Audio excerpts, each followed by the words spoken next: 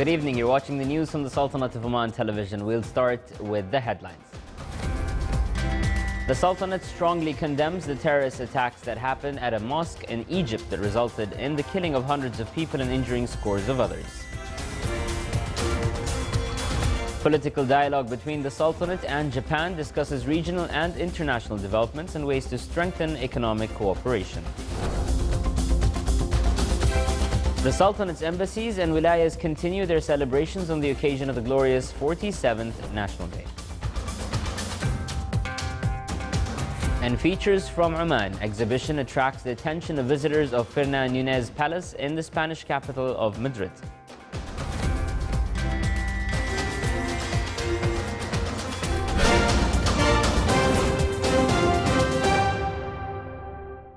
Those are the headlines, and now for the news in details. His Majesty Sultan Qaboos sent a cable of greetings to His Excellency Dr. Dragan Kovacic, Chairman of the Presidency of Bosnia and Herzegovina, on his country's National Day. His Majesty Sultan Qaboos also sent a cable of greetings to His Excellency President Desi Delano Botris of the Republic of Suriname on his country's independence anniversary. The Sultanate strongly condemns the terrorist attack that happened at Al Rawda Mosque in the North Sinai Peninsula in Egypt, resulting in the killing of hundreds of people and injuring scores of others. In a statement issued by the Ministry of Foreign Affairs, the Sultanate stressed its solidarity with Egypt to face such terrorist attacks that aim at destabilizing security and contradict with all legal and human values. The Sultanate expressed its sincere condolences and sympathy to the victims' families and wishing the injured a speedy recovery. The meetings of the fourth round for political dialogue between the Sultanate and Japan convened in Tokyo today. The two sides exchanged views and discussed various aspects of bilateral cooperation between the two friendly countries and ways to develop them, especially in the fields of economic diversification and investment. They also dealt with a number of regional and international issues of common concern. The Omani side was chaired by His Excellency Sayyid Badr bin Hamad bin Hamoud al-Busaidi, Secretary General of the Foreign Affairs, and the Japanese side by His Excellency Masahisa Sato, Minister of State for Foreign Affairs. The Sultanate's embassy in Qatar held a reception ceremony to mark the 47th Glorious National Day. It was attended by a number of senior officials and personalities, in addition to members of the diplomatic corps, as well as government officials, political leadership, businessmen, media men, and intellectuals. Activities of the ceremony highlighted the achievements of the Sultanate under the wise leadership of His Majesty the Sultan. In Kenya, a ceremony was held at the Sultanate's embassy on the occasion of the 47th National Day. His Excellency Saleh bin Suleiman al-Harithi, the Sultanate's ambassador to Kenya, received the senior officials, diplomats, and other personalities who congratulated the Sultanate of Oman, its leadership and people on the occasion, wishing Oman further progress and prosperity under the leadership of His Majesty Sultan Qaboos. The ceremony highlighted the Sultanate's good relations with Kenya, as well as the achievements realized in Oman in all aspects and that of the Blessed Renaissance. The Sultanate's embassy in Russia celebrated the occasion of the 47th National Day as His Excellency Yusuf bin Isa Zajjali, the Sultanate's ambassador to Russia, held a reception on this glorious occasion, which was attended by representatives from different ministries, members of the diplomatic corps accredited to Russia, businessmen, university professors, journalists, and a large crowd of members of the Omani community. The attendees hailed with pride and gratitude the Sultanate's Blessed Renaissance and its positive attitude stemming from the Sultanate's approach in evaluating matters with wisdom and rationality.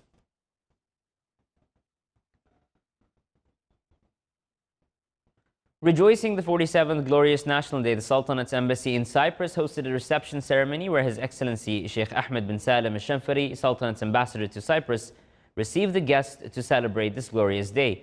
It was attended by a number of ministers, civil officials, media men, and other personalities from Cyprus. The ceremony included various activities to stress on the deep-rooted relations between the two countries. In India, a ceremony was held at the Sultanate's embassy on the occasion of the 47th National Day. His Excellency Sheikh Hamad bin Saif al-Rawahi, the Sultanate's ambassador to India, received the senior officials, diplomats, and other personalities who congratulated the Sultanate of Oman, its leadership and people on the occasion, wishing Oman further progress and prosperity under the wise leadership of His Majesty Sultan Qaboos. The ceremony came to stress on the deep-rooted relations between both countries as the attendees exchanged greetings on this delightful occasion and expressed their wishes of further progress and prosperity to the Omani people. The Sultanate's embassy in Brazil held a reception ceremony on the occasion of the 47th National Day. His Excellency Imad bin Hamoud Al-Abri, Sultanate's ambassador to Brazil, received a number of senior Arab, international and diplomatic personalities that attended the ceremony. The Sultanate's embassy in Kazakhstan celebrated on the occasion of the 47th National Day as His Excellency Dr. Saeed bin Mohammed Al-Barami, the Sultanate's ambassador to Kazakhstan, held a reception on this glorious occasion, which was attended by representatives from different ministries, members of the diplomatic corps accredited to Kazakhstan, businessmen, university professors, journalists, and a large crowd of members of the Omani community. The attendees hailed with pride and gratitude the Sultanate's blessed renaissance and his positive attitude stemming from the Sultanate's approach in evaluating matters with wisdom and rationality. In Uzbekistan, a ceremony was held at the Sultanate's embassy on the occasion of the 47th National Day. His Excellency Mohammed bin Saeed Al-Lawati, the Sultanate's ambassador to Uzbekistan, received the senior officials, diplomats and other personalities who congratulated the Sultanate of Oman and its leadership and its people on the occasion, wishing Oman further progress and prosperity under the leadership of His Majesty Sultan Qaboos.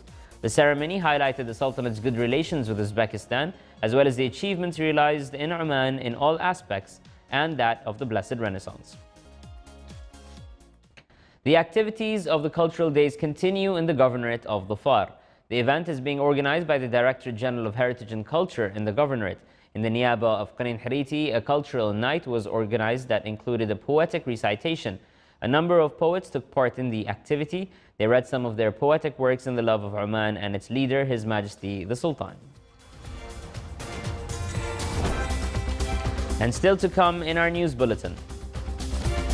The historical link between Oman and Zanzibar is well realized. Our reporter Abdullah bin Ahmed Al-Rabai, on his recent visit to the island, compiled this report.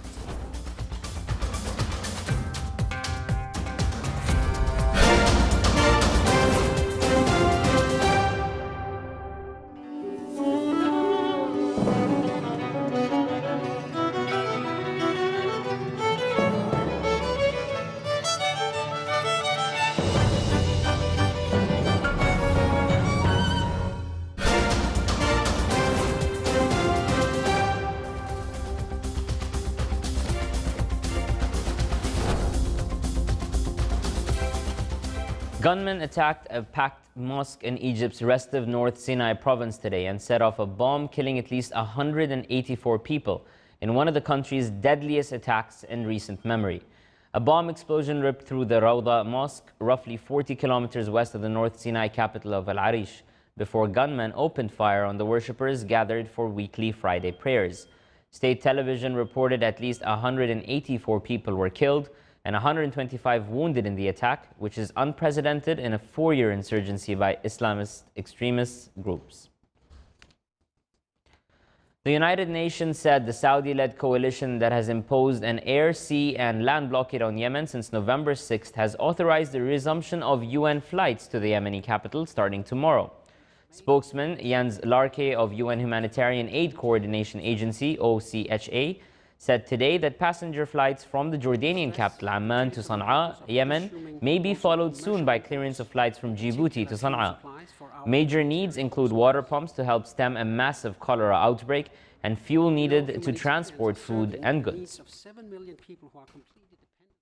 The United Nations Refugee Agency, the UNHCR, is urging that the return of refugees to Myanmar be done according to international standards, a day after Myanmar and Bangladesh signed an agreement covering the return of Rohingya Muslims who fled across their mutual border to escape violence in Myanmar's Rakhine state. Myanmar provided no details on how many Rohingya refugees would be allowed to return home. Bangladesh said the repatriations are to begin within 2 months. More than 620,000 Rohingya have fled from Myanmar into Bangladesh since August 25th, when the army began what it called clearance operations following an attack on police posts by a group of Rohingya insurgents. UNHCR spokesman Adrian Edwards, speaking to reporters in Geneva, said return needed to be on a voluntary basis, warning that many don't have anything to return to after their homes and villages were burned down. To go back to Emerson Mnangagwa was inaugurated as the new president of Zimbabwe today, beginning a new era for the long-troubled nation. Mnangagwa takes over from Robert Mugabe, who resigned under immense pressure from the military, the ruling party, and the people amid fears his wife was trying to take power. Mnangagwa was Mugabe's longtime ally before his firing earlier this month. He will serve until the end of the presidential term next year. Mnangagwa paid tribute to his predecessor in his inaugural address in Harare, saying the 93-year-old was the country's last remaining founding father. British Prime Minister Theresa May is stepping up her lobbying efforts to broaden Brexit negotiations with the European Union to future relations and trade, as the talks bog down on preliminary issues. May said today that she will hold meetings in Brussels, including with the EU Council President Donald Tusk, about progress in the talks, which must be completed well before Britain leaves the bloc in March 2019. EU leaders are set to decide in mid-December whether the negotiations have made sufficient progress on the divorce bill, the status of Irish borders, and the rights of citizens hit by Brexit to be broadened. She spoke as she arrived at the EU Eastern Partnership Summit on further strengthening cooperation with Armenia, Azerbaijan, Belarus, Georgia, Moldova, and the Ukraine.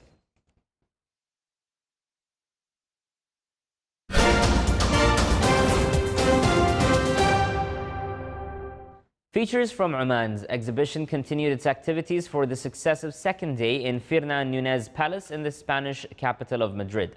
The event was organized by Omani Journalist Society in cooperation with the Sultanate's embassy in Spain.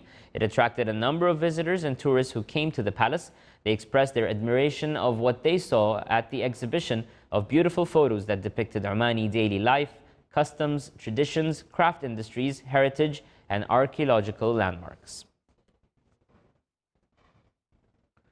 The 1 Million Date Palm Trees project owns 11 farms in various governorates of the Sultanate. Each farm contains around 10,000 to 120,000 date palm trees. The project was initiated upon royal directives of His Majesty Sultan Qaboos to be a qualitative leap in the agricultural sector in the Sultanate. It also came to attract the attention of citizens to give more care to this important agricultural resource. The project aims at the current stage to plant 4 types of date palm trees. The industrial innovation in the field of date palm trees is one of the pillars of the project, aiming at exploring more innovative investment opportunities for date palm trees and its produce. Coinciding with the Sultanate's celebration of the 47th National Day, the Rural Electricity Company opened the new building in the Wilaya of Mahout. The move came to facilitate the rendering of the company's services to its clients. The new building contains a number of halls and modern equipment. It also includes a linkage with all offices of the company in all wilayas of the Governorate of Wusta, which will facilitate maintenance and emergency services provided by the company.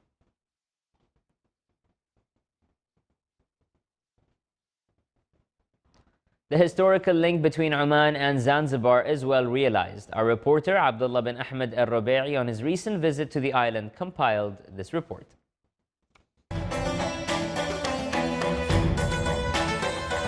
Here, in the beautiful islands of Zanzibar, trade, exploration, and most importantly religion did spread to the rest of East and Central Africa.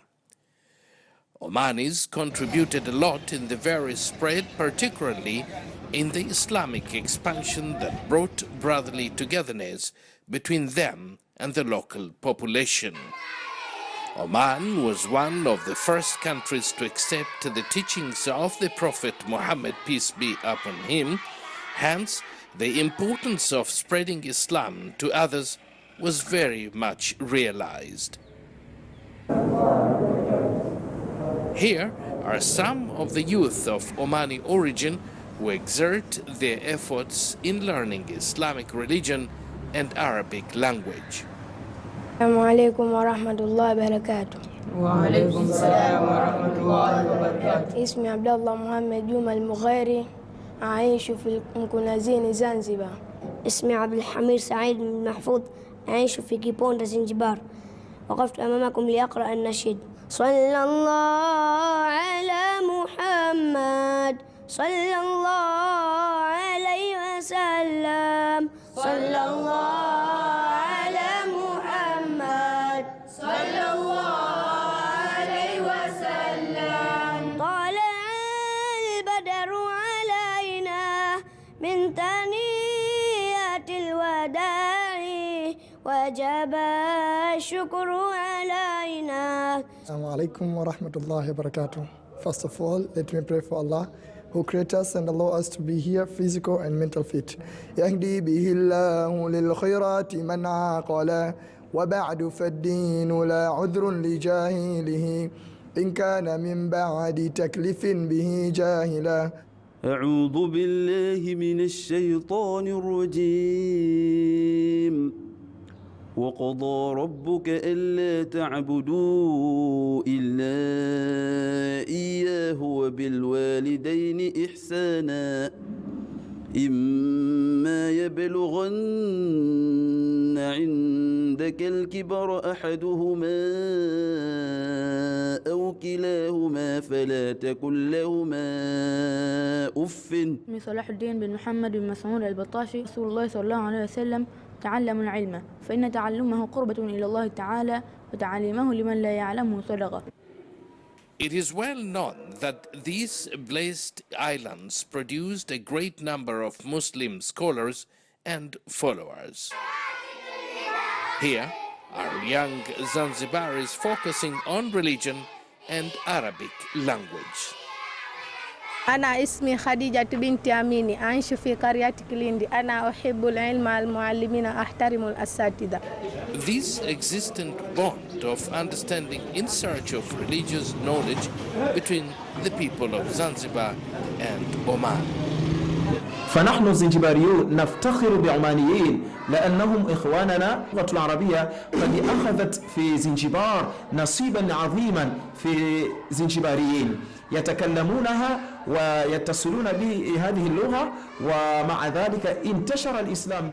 The strong links between the two nations, Oman and Zanzibar, is very well realized.